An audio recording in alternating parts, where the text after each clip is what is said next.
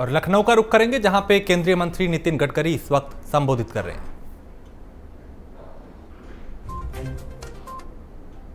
उत्तर प्रदेश की कनेक्टिविटी होगी और मेरठ हरिद्वार में भी हम मेरठ से हरिद्वार NH-58 से जो जुड़ा है वो मेरठ से मुजफ्फरनगर तक का मार्ग से 4 लेन है और मुजफ्फरनगर से हरिद्वार तक 4 लेन का काम दिसंबर 2020 में पूरा होगा।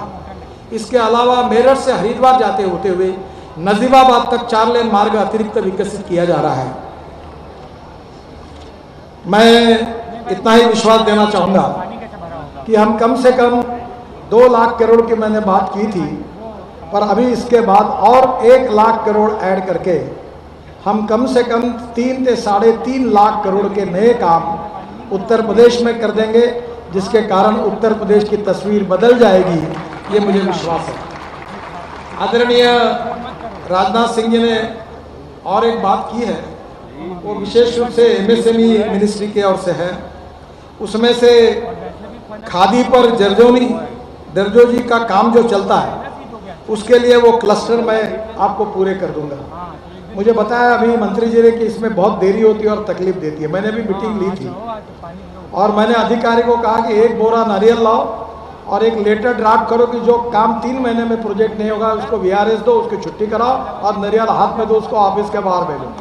तो अभी उसके कारण बहुत जल्दी अभी क्लस्टर मंजूर हो रहे हैं। मैंने 50 क्लस्टर का उद्घाटन अभी 8 दिन पहले किया था।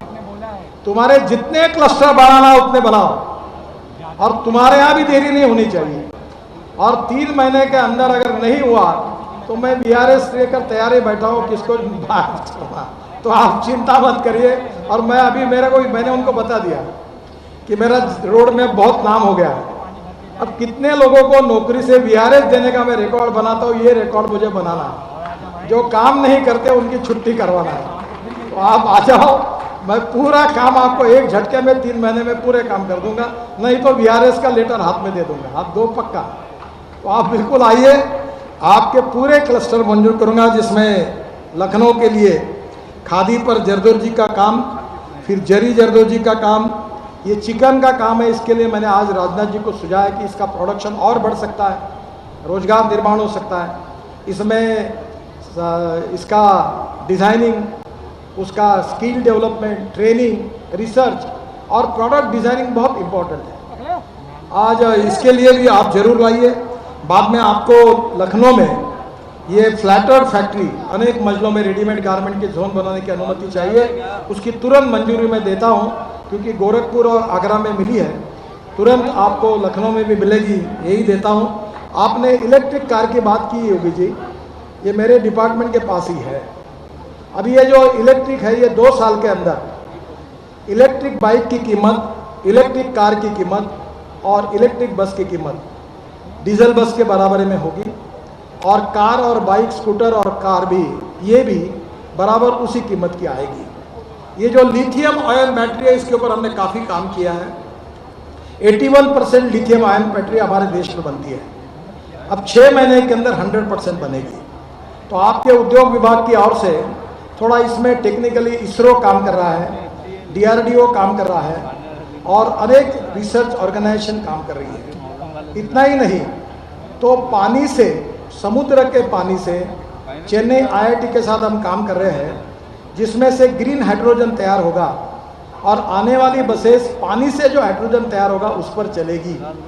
और वो भी अभी बसेस भी अभी लॉन्च कर रहे हैं। तो इसमें काफ़ी चेंज हो रहा है। और मैं अभी आपको ये कहूँगा कि लिथियम आयन के साथ जो मेटल आयन है, उसमें sodium ion, aluminium ion, zinc ion और स्टील आयन, ये भी टेक्नोलॉजी, इसकी केमिस्ट्री डेवलप हो रही है। आप उत्तर प्रदेश में इसका रिसर्च सेंटर खोलिए, भविष्य इसका ही है। आज हमारी ऑटोमोबाइल इंडस्ट्री 7.5 लाख करोड़ रुपए का टर्नओवर करती है। मेरे अंडर ये विभाग है, 3.5 लाख करोड़ का एक्सपोर्ट करती है। और अभी हमने स्क्रैपिंग पॉलिसी निकाली है और जो गाड़ियाँ पुरानी है उसको स्क्रैप, 4 करोड़ गाड़ियाँ स्क्रैप होने वाली है। और इससे एल्यूमिनियम, कॉपर, प्लास्टिक, रबर और स्टील, ये मिलने के बाद इसका क्लस्टर खड़ा होता है। तो मैं आपसे अनुरोध करूंगा कि उत्तर प्रदेश में ये स्क्रैपिंग पॉलिसी के आधार पर ऑटोमोबाइल क्लस्टर तैयार करिए। और इसी के वेस्ट में से एक है जिसमें मैग्नेट, लिथियम आयन बैटरी के लिए इलेक्ट्रिक मैग्नेट भी उसमें मिलता है। तो ये टेक्नोलॉजी के आधार पर इसका अध्ययन करके आप आइए। मैं बहुत 12 साल से ethanol, methanol, biodiesel, bio CNG, electric, इस पे बात करते आया हूँ। मैंने मेरे खुद का ट्रैक्टर परली से बने हुए सीएनजी पर लॉन्च किया है। अभी हम लोग पूरे ट्रैक्टर भी सीएनजी पर कन्वर्ट कर रहे हैं। एक किसान का 1.5 लाख रुपए का साल का फायदा होगा। एलएनजी पर हमारी बसेस आ रही है, हाइड्रोजन फ्यूल सेल पर आ रही है, और मैंने बजाज की और टीवीएस की बाइक और स्कूटर इलेक्ट्रिक की लॉन्च कर दिया। वो काफ़ी पॉपुलर हुई है। और सबसे बड़ी बात है, हमने इथेनॉल के पंप को अनुमति दे दी है। इधर उत्तर प्रदेश में इतने शुगर फैक्ट्री है, इन्हीं के पंप खुलवा दो। इथेनॉल की बाइक टीवीएस और बजाज की आई है। और गाड़ी जो पेट्रोल की है, ये जो मर्सिडीज, बीएमडब्ल्यू, होंडा, टोयोटा सब है, इसमें फ्लेक्स इंजन आता है। और मैंने ऑटोमोबाइल मैन्युफैक्चरर को बताया कि उनकी तुम्हारी कोई मांग नहीं करूंगा अगर आप फ्लेक्स इंजन नहीं करोगे। तो उन्होंने मान्य किया है। तो अप्रैल में फ्लेक्स इंजन बन जाएगा। तो कंज्यूमर के साथ चॉइस होगा कि 100% पेट्रोल डालो या 100% इथेनॉल डालो। इथेनॉल ग्रीन फ्यूल है, उसका रेट 60 रुपये लीटर है और पेट्रोल का रेट 90-95 रुपये लीटर है। लोगों का भी फायदा होगा, किसानों को भी फायदा होगा। इसका सबसे अच्छा कंसल्टेंट मैं हूँ। मैं 12 साल से बोलता रहा, पर मेरा एक दिक्कत होती है कि मैं बोलने के बाद 3 साल के बाद उसका सब लोग अनुकरण करते हैं। शायद मेरे समझाने में कुछ कमी होगी। पर आप इसका उत्तर प्रदेश की इकोनॉमी केवल इथेनॉल पर बन सकती है। और शुगर के जूस से भी इथेनॉल हमने अलाउ किया, मोलाइसेस से भी इथेनॉल अलाउ किया, फिर शुगर को मोलाइसेस में डाल के बीएवी मोलाइसेस को भी अलाउ किया, अब राइस से भी इथेनॉल अलाउ किया, अब कॉर्न से भी इथेनॉल अलाउ किया है। आप 100 फैक्ट्री खोलिए। और मैंने सिद्धार्थनाथ सिंह जी को कहा था कि उत्तर प्रदेश में जो बंद पड़ी शुगर मिल है, उसका मिलिंग सेक्शन का उपयोग करके केवल शुगर केन जूस निकाल कर इथेनॉल बनाओ और नए प्रोजेक्ट एमएसएमई में लेकर आओ। मैं वो भी मंजूर कर देता हूँ। और इथेनॉल उत्तर प्रदेश की तकदीर को बदल देगा। हम 8 लाख करोड़ रुपए का इंपोर्ट कर रहे हैं पेट्रोल डीजल का, क्रूड ऑयल का। 2 लाख करोड़ की इथेनॉल की इकोनॉमी, किसानों की इकोनॉमी होगी। मैं खुद 3 चीनी मिलें चलाता हूँ। और ये देश के लिए अगर ये काम उत्तर प्रदेश करेगा तो उत्तर प्रदेश देश का नंबर 1 का समृद्ध संपन्न राज्य बनेगा। 8 लाख करोड़ का इंपोर्ट नहीं होगा तो 2 लाख करोड़ का उत्तर प्रदेश में इकोनॉमी होगी और सब किसानों को इसका फायदा होगा। ये दोनों कामों के लिए, ये आपका इलेक्ट्रिक के लिए और इथेनॉल के लिए भी आप क्लस्टर्स खोलिए। मैं पूरी मदद करूंगा इसी विश्वास के साथ। फिर से एक बार राजनाथ सिंह जी से अनुरोध करूंगा कि आपने जितना कहा, मैं रिपीट नहीं किया क्योंकि समय जाता, पूरा मंजूर किया। वैसे आपने बताया हुआ एजेंडा मैं पहले ही वहाँ से मंजूर करके आया हूँ, इसलिए मंजूर करूँगा बोलने की आवश्यकता नहीं, मैं मंजूर करके आया हूँ। और आज सुबह 6 बजे जो मिला वो भी मंजूर करके आया हूँ। तो आज के बाद आपको और भी राष्ट्रीय महामार्ग पर 2-4 हज़ार करोड़ लगते हैं, 2-4 नहीं 2-4 हज़ार करोड़, तो भी आप मुझे बताइए, हम आपका आदेश का पालन करेंगे। आपको बहुत बहुत बधाई देता हूँ, आपका धन्यवाद देता हूँ और फिर से एक बार उत्तर प्रदेश की जनता का भी अभिनंदन करते हुए योगी जी को और सरकार को भी सहयोग के लिए धन्यवाद देते हुए अपनी बात को समाप्त करता हूँ। धन्यवाद। बहुत बहुत धन्यवाद माननीय। आप नितिन गडकरी को सुन रहे थे और उन्होंने भी बताया कि कैसे जो विकास है वो प्राथमिकता है, कनेक्टिविटी को कैसे बेहतर किया जा रहा है, सड़कों के जाल को बिछाया जा रहा है। और कार्यक्रम में चूंकि दोनों डिप्टी सीएम भी मौजूद हैं, मुख्यमंत्री भी यहाँ पे हैं और रक्षा मंत्री राजनाथ सिंह भी हैं। विकासनगर के मिनी स्टेडियम में एक कार्यक्रम हो रहा है जहाँ पे संबोधित किया जा रहा है। नितिन गडकरी को आपने सुना, उन्होंने कई बातों का जिक्र किया और बताया कि सरकार की जो प्राथमिकता है वो विकास है, कनेक्टिविटी को बेहतर करना है। और उन्होंने बताया कि कौन सा प्रोजेक्ट कितने समय में पूरा किया जाएगा। आगे के लोकार्पण और शिलान्यास कि आज के इस कार्यक्रम में मंच पर उपस्थित आज के समारोह के मुख्य अतिथि केंद्रीय सड़क परिवहन, राजमार्ग एवं सूक्ष्म लघु एवं मध्यम उद्यम विभाग के मंत्री माननीय श्री नितिन गडकरी जी, लखनऊ के लोकप्रिय सांसद और देश के यशस्वी रक्षा मंत्री माननीय राजनाथ सिंह जी, मंच पर उपस्थित उत्तर प्रदेश सरकार में मेरे वरिष्ठ सहयोगीगण, उप मुख्यमंत्री द्वय श्री केशव प्रसाद मौर्य जी, डॉक्टर दिनेश शर्मा जी, प्रदेश सरकार में मेरे सहयोगी मंत्रीगण श्री आशुतोष टंडन जी, श्री ब्रजेश पाठक जी, डॉक्टर महेंद्र सिंह जी, श्री सिद्धार्थनाथ सिंह जी, श्री मोहसिन रजा जी, महापौर श्रीमती संयुक्ता भाटिया जी,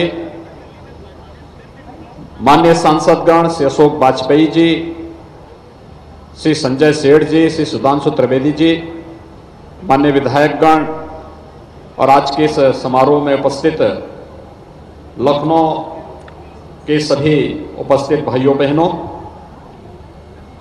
मैं आभारी हूं माननीय गडकरी जी का और माननीय राजनाथ सिंह जी का, जिन्होंने प्रदेश के विकास के लिए और प्रदेश की राजधानी लखनऊ के विकास के बारे में आज अपना समय दिया और लोकार्पण के आज के इस कार्यक्रम में अपनी उपस्थिति से न केवल राज्य सरकार को बल्कि प्रदेश की जनता को एक नया संदेश विकास का दिया है। हम सब जानते हैं 2014 में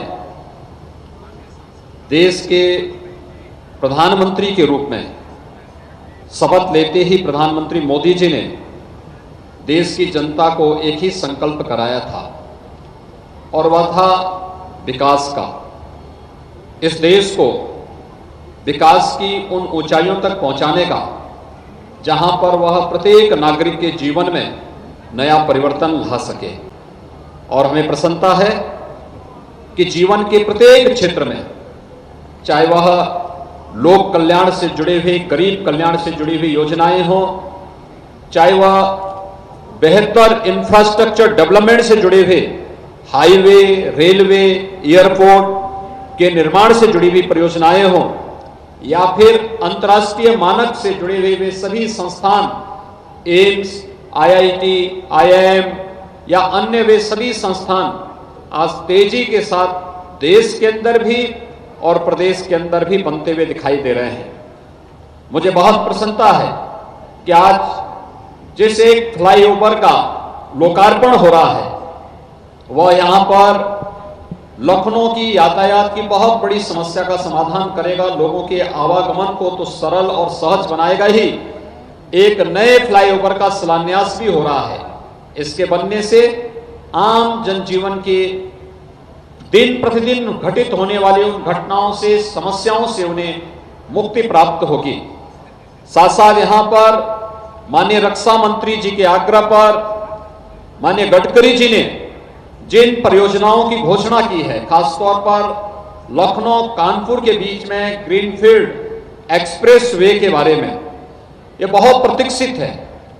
यह सचमुच देश के इन दो उभरते हुए बड़े महानगरों के जीवन को और आम नागरिक के जीवन को, जो अभी तक लगभग 2 घंटे का समय कानपुर और लखनऊ के बीच में जाने का लगता है, ठीक कहा है माननीय गडकरी जी ने कि जब ये एक्सप्रेस ग्रीनफील्ड एक्सप्रेस हाईवे का निर्माण हो जाएगा, ये दूरी आधे घंटे से पौन घंटे की दूरी में ही ये पूरी को हम तय कर लेंगे। मैं आभारी हूं दिल्ली से मेरठ के बीच में आदरणीय प्रधानमंत्री जी की मंशा के अनुरूप वहां पर 12 लेन के एक्सप्रेस वे के निर्माण को लगभग पूरा करने की दिशा में जो प्रयास प्रारंभ हुआ है। आज मैंने भी सुना कि अब तक 2 घंटे की जो दूरी तय होती थी, वहां पर हमारे एक जनप्रतिनिधि ने मात्र 55 मिनट में इस दूरी को तय किया है और आने वाले समय में इसको और भी सहज और सरल बनाने में मदद मिलेगी। आदरणीय प्रधानमंत्री जी के मार्गदर्शन में आज प्रदेश के अंदर रोड कनेक्टिविटी में बहुत बेहतर कार्य हुआ है। इंटर स्टेट कनेक्टिविटी को 4 लेन के साथ जोड़ने में राज्य सरकार को मदद मिली है। हर जनपद मुख्यालय को 4 लेन से जोड़ने, तहसील और ब्लॉक मुख्यालयों को 2 लेन के साथ जोड़ने की कार्रवाई हमारी अंतिम चरणों में चल रही है। इसके साथ ही प्रदेश के अंदर 5 नए एक्सप्रेस वेज के निर्माण की कार्रवाई को राज्य सरकार तेजी के साथ आगे बढ़ा रही है। पूर्वांचल एक्सप्रेसवे, निर्माण के अंतिम चरणों में चल रही है। बुंदेलखंड एक्सप्रेसवे का कार्य 50% से अधिक पूरा हो चुका है। गोरखपुर लिंक एक्सप्रेसवे और बलिया लिंक एक्सप्रेसवे के निर्माण कार्य को युद्ध स्तर पर राज्य सरकार आगे बढ़ा रही है। तो मेरठ से प्रयागराज के बीच एक नए एक्सप्रेसवे के लिए भूमि अधिग्रहण की कार्रवाई तेजी के साथ आगे बढ़ रही है। ये प्रदेश की इकोनॉमी को एक नई ऊंचाइयां प्रदान करेगा और मुझे प्रसन्नता है कि माननीय गडकरी जी ने सड़क परिवहन मंत्री बनने के बाद जिस तेजी के साथ हाईवेज के निर्माण कार्य को आगे बढ़ाया है, यह अभिनंदनीय है।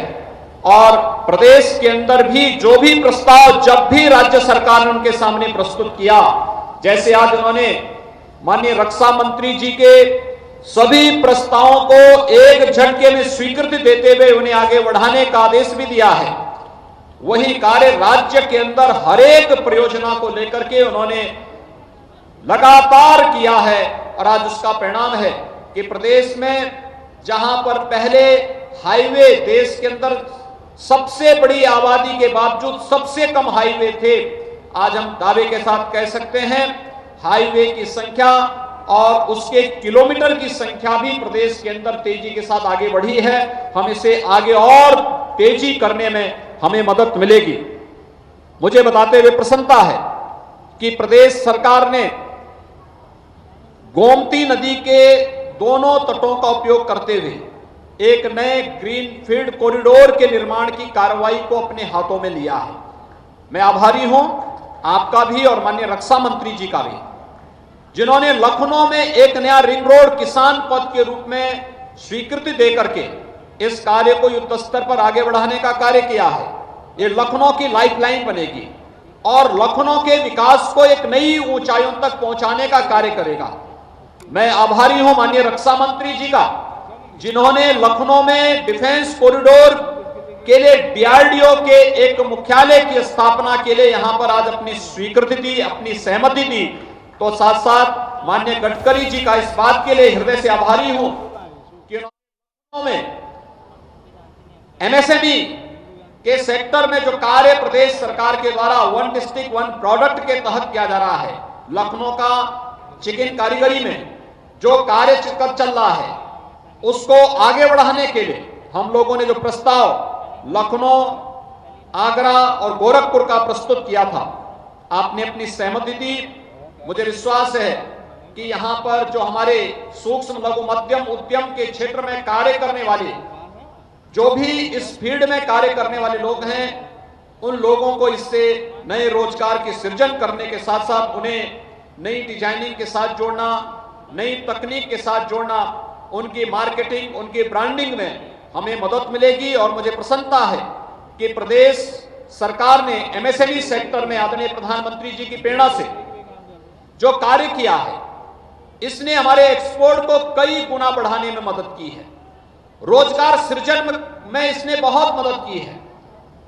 हम जो एक्सप्रेसवेज का जाल प्रदेश के अंदर फैला रहे हैं, एक्सप्रेसवे केवल सड़क नहीं है, ये प्रदेश के विकास की और प्रदेश की अर्थव्यवस्था की एक नई पहचान दिलाने वाली और औद्योगिक निवेश को आमंत्रित करने के लिए इन्हीं एक्सप्रेसवे पर हम लोगों ने लैंड बैंक को विस्तृत रूप से आगे बढ़ाने का कार्य किया है। और मैं इस बात के लिए आश्वस्त करता हूं कि जैसे राज्य सरकार ने हाईवे के निर्माण के लिए प्रदेश के अंदर यूटिलिटी शिफ्टिंग में जो सुपरविजन चार्जेस होते थे वो 15% से घटाकर के उसको 5% तक किया है। रॉयल्टी फ्री मिट्टी हर एक कार्य के लिए उपलब्ध कराने के लिए हम लोगों ने उपलब्ध कराया है। भारत सरकार जिस भी कार्य के लिए राज्य सरकार के पास विकास से जुड़ी हुई कोई भी परियोजना जो प्रदेश के नागरिकों के हित में होगा, उन सभी परियोजनाओं में राज्य सरकार पूरी सकारात्मक भूमिका के साथ हर संभव सहयोग करेगी। माननीय रक्षा मंत्री जी ने जो प्रस्ताव आज लखनऊ के विकास के लिए यहां पर प्रस्तुत किए हैं, मैं उन्हें इस बात के लिए आश्वस्त करता हूं कि आपके मार्गदर्शन में राज्य सरकार उन सभी प्रस्तावों को सहर्ष स्वीकार करते हुए प्रदेश की राजधानी लखनऊ के विकास को राजधानी के तर्ज पर विकसित करने के लिए पूरी प्रतिबद्धता के साथ कार्य कर रही है। मुझे पूरा विश्वास है कि आज दो बड़ी परियोजनाओं का लोकार्पण और शिलान्यास का कार्यक्रम यहां पर संपन्न हुआ है और अन्य परियोजनाओं को भी हम लोग तेजी के साथ आगे बढ़ाने में सफल होंगे। एक बार फिर से मैं माननीय रक्षा मंत्री जी का, माननीय सड़क परिवहन और राजमार्ग मंत्री, सूक्ष्म लघु और मध्यम उद्यम मंत्री माननीय गडकरी जी का हृदय से आभार व्यक्त करते हुए आप सभी बंधुओं का जिन्होंने इस पूरे कार्यक्रम को सफल बनाने में अपना योगदान किया है, उन सब के प्रति भी हृदय से मैं बधाई देता हूं, शुभकामनाएं देता हूं और विश्वास व्यक्त करता हूं कि लखनऊ उत्तरी और लखनऊ पूर्वी विधानसभा क्षेत्र के नागरिकों के साथ साथ राजधानी के प्रत्येक नागरिक के जीवन में ये परियोजनाएं खुशहाली लाने में सफल होंगी। आप सबके प्रति मेरी शुभकामनाएं। धन्यवाद। जय हिंद। नाथ को आपने सुना, जिन्होंने बताया कि जो उम्मीदें और भरोसा उन पे किया जा रहा है उस पे वो खरा उतरने की पूरी कोशिश कर रहे हैं। प्राथमिकता ये है कि कैसे विकास के पथ पे उत्तर प्रदेश को आगे बढ़ाया जाए। केंद्रीय मंत्री नितिन गडकरी और राजनाथ सिंह का भी उन्होंने आभार व्यक्त किया और कहा कि कनेक्टिविटी को बेहतर करना पहली प्राथमिकता है। सड़कों का जाल बिछाया जा रहा है, फ्लाईओवर बनाए जा रहे हैं ताकि लोगों को जाम से निजात मिल पाए, रास्ता बेहतर हो, यात्राएं बहुत कम समय में पूरी हो। तो लखनऊ को बड़ी सौगात दी गई और इसी कार्यक्रम में दोनों उप मुख्यमंत्री मौजूद हैं। इसके अलावा राजनाथ सिंह, नितिन गडकरी, मुख्यमंत्री योगी आदित्यनाथ, और एक एक करके जब संबोधित किया गया तो संबोधन में इसी बात का जिक्र था कि कैसे विकास को प्राथमिकता देनी है, कैसे विकास के पथ पे प्रदेश आगे बढ़ रहा है। मोदी जी के नेतृत्व में देश और योगी जी के नेतृत्व में प्रदेश, ऐसा जिक्र किया गया दोनों की तरफ से, चाहे राजनाथ सिंह हो या फिर नितिन गडकरी। तो यहां पे मुख्यमंत्री योगी आदित्यनाथ ने भी अपने संबोधन में इसी बात का जिक्र किया कि जिन उम्मीदों के साथ उनको चुना गया है उन उम्मीदों को पूरा किया जा रहा है। कोशिश यह है कि कैसे लोगों की जो सुविधाएं हैं वो बेहतर दी जाए, जो कनेक्टिविटी है उसे बेहतर किया जाए, सड़कों का जाल कैसे बिछाया जाए, और इसी को लेके उत्तर प्रदेश को विकास के पथ पर कैसे आगे लेकर जाया जाए, ये उनके भाषण में इसका जिक्र रहा। तो कुछ सुझाव राजनाथ सिंह ने नितिन गडकरी को दिए, उन्होंने तुरंत उन्हें कबूल किया और कहा कि भरोसा दिलाता हूं कि जो कहा गया है उसे वक्त रहते पूरा कर लिया जाएगा। कुछ प्रोजेक्ट जो अभी अधूरे हैं, कुछ ऐसे प्रोजेक्ट जो आने वाले हैं, कुछ ऐसे प्रोजेक्ट जिन पर काम चल रहा है, उनके बारे में भी उन्होंने बताया कि किस किस वक्त में कौन कौन से प्रोजेक्ट पूरे हो जाएंगे। तो राजनाथ सिंह, नितिन गडकरी, मुख्यमंत्री योगी आदित्यनाथ, उनके साथ उप मुख्यमंत्री केशव प्रसाद मौर्य तस्वीरों में यहां पे नजर आते हुए मंच पे विराजमान। दोनों ही उप मुख्यमंत्री यहां मौजूद हैं, डॉक्टर दिनेश शर्मा और केशव प्रसाद मौर्य। तो फ्लाईओवर का लोकार्पण यहां पे किया गया और उसमें कुछ सुझाव भी दिए गए कि और कैसे इंटरचेंज को कैसे और कनेक्ट कुछ रास्ते किए जा सकते हैं।